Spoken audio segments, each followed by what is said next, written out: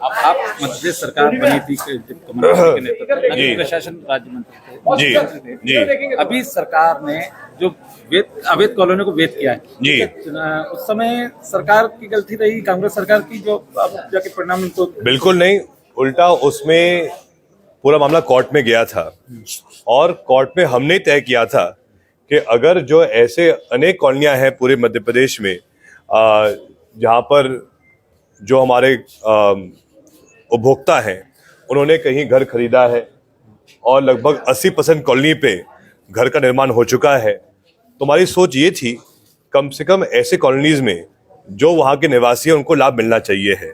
तो हमने इसीलिए उस समय जब सरकार कमलनाथ जी की थी, मैं उस समय मंत्री था, हमने अध्यादेश निकाला था जिसके माध्यम से जो भी ऐसे कॉलोनीज थी जहाँ पर 80% और उसके आसपास लगभग निर्माण घरों का हो चुका था, जहाँ लोग निवास कर रहे थे, उनको वैध करने का हमने तरीका निकाला था, जिसका आज वह पालन हो रहा है। लेकिन शुरुआत हमने की थी इसकी। इसको ऐसा नहीं लगता सरकार ने चुनाव के पहले लाके चुनावी लाभ लेना चाह रही है बीजेपी? भाजपा की तो हल्की सोच रहती है। ये लोग इतने बेशरम लोग हैं कि हर काम देखते चुनाव के आधार पर, जबकि कांग्रेस वो पार्टी है, वो संगठन है जिसने हमेशा जनहित का ध्यान दिया है, हमेशा उस काम पर ध्यान दिया है जिस पर जो आम जन की मांग है वो पूरी हो, चाहे वो किसान हो, चाहे वो युवा हो, चाहे वो माता बहनें हो, चाहे ग्रामीण का क्षेत्र हो, चाहे वन का क्षेत्र हो, चाहे शहरी क्षेत्र हो। हमेशा ये प्रयास रहा है कि जो जनता की मांग है उसके आधार पर काम किया जाए।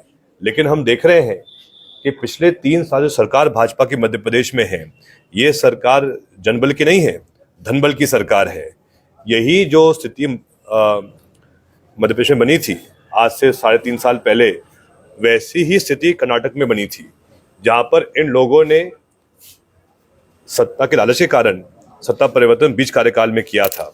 और आपने स्वयं देखा कुछ दिन पहले कर्नाटक ने अच्छा सबक सिखाया भाजपा को, और उसी प्रकार से 6 महीने बाद मध्य प्रदेश में भी बड़ा परिवर्तन होगा और पुनः सरकार बनेगी कांग्रेस की, कमलनाथ जी मुख्यमंत्री बनेंगे। कर्नाटक बड़ा, किंतु भाजपा के पास बजरंग दल थी और हमारे पास बजरंग बली थे। अच्छा, एक चीज आपके फादर कह रहे हैं कि 135 से 145 सीटें आएंगी, लेकिन आपने दावा किया 150 से अधिक सीटें आएंगी। आखिर सीटें बढ़ेंगी कैसे कांग्रेस की?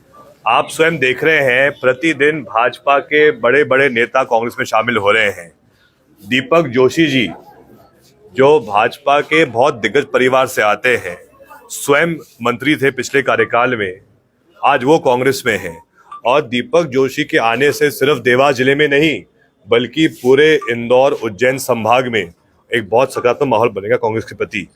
और स्वयं दीपक जोशी जी हर जगह जाकर उनकी प्रेस वार्ताएं हो रही हैं। अभी कुछ दिन पहले ही वो बुधनी में भी उनकी सभा हुई थी। और इसी प्रकार से भाजपा के और बहुत सारे नेता में संपर्क में हैं। अगले कुछ दिनों में आपको खबर मिलेगी इसके बारे में, और मेरा तो ये अनुमान है, वो तो अभी आप थोड़ा इंतजार कीजिए, धमाके बहुत सारे होंगे अभी।